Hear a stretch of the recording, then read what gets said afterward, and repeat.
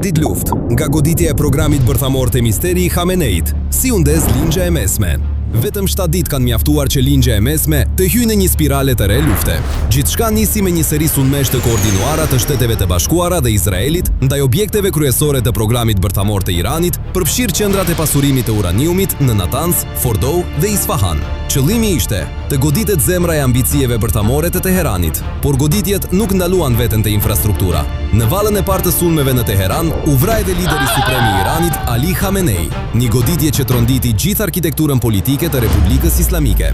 Teherani u kundërpërgjigj menjëherë me raketa dhe sulme ndaj objektivave amerikane dhe aleatëve në rajon, duke përfshirë baza ushtarake dhe infrastrukturë strategjike. Konflikti u përhap nga Izraeli te Gjiri Persik, ndërsa tensionet rrezikojnë të përfshinë edhe vende të tjera të rajonit. Ndërkohë, bota përballet me një pyetje të madhe. A ishte kjo vetëm një goditje parandaluese ndaj programit bërthamor, apo fillimi i një lufte shumë më të madhe në Lindjen e Mesme? 7 ditë kanë kaluar, por pasojat mund të zgjasin për vite.